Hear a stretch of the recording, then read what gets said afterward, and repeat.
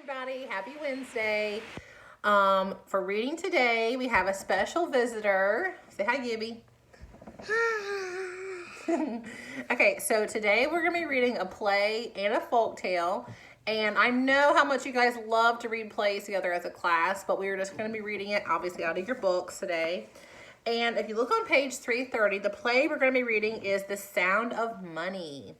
And our cast of characters on line 1, Money, yeah. Cast of characters is a traveler, an innkeeper, and a town judge. And the setting is outside a country inn in Turkey. And it's a very long time ago. A poor traveler stops outside a country inn.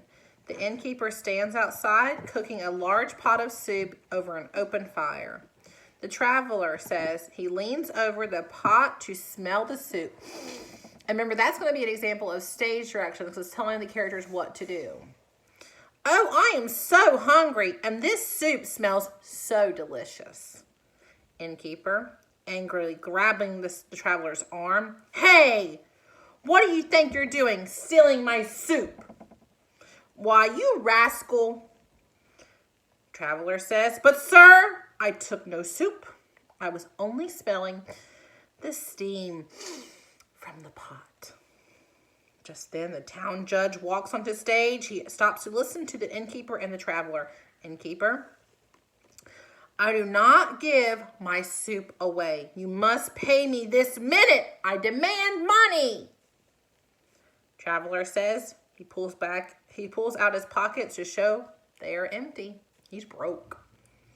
But I have no money, not a cent, for I am a poor man. Town judge says, but I do. He reaches into his pocket and pulls out a handful of coins. Innkeeper, I don't care whose money it is as long as I get paid for my soup. Town judge says, and I know just the price you deserve. He jingles the handful of coins in front of the innkeeper. For the smell of soup, you receive only the sound of money. Okay, and on page 331, this is different. This is a folk tale. It's also called The Sound of Money. A beggar was given that money right there. A beggar was given a piece of bread, but nothing to put on it. Hoping to get something to go with his bread, he went to a nearby inn and asked for a handout. The innkeeper turned him away with nothing, but the beggar sneaked into the kitchen where he saw a large pot of soup cooking over the fire. He held his piece of bread over the steaming pot, hoping to thus capture a bit of flavor from the good-smelling vapor. Suddenly, the innkeeper seized him by the arm and angrily accused him of stealing the soup. I took no soup, said the beggar. I was only smelling the vapor. Then you must pay for the smell, answered the innkeeper. The poor beggar had no money, so the angry innkeeper dragged him before the quaddy.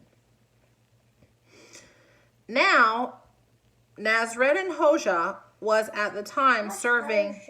I think it's the town judge. Was at the time serving as quaddy. And he heard the innkeeper's complaint and the beggar's explanation. So you demand payment for the smell of soup? Summarized the Hoja after the hearing. Yes, insisted the innkeeper. Then I, myself, will pay you, said the Hoja, and I will pay for the smell of your soup with the sound of money. Thus saying, the Hoja drew 2 coins from his pocket, rang them together loudly, and put them back into his pocket, and sent the beggar and the innkeeper each on his way.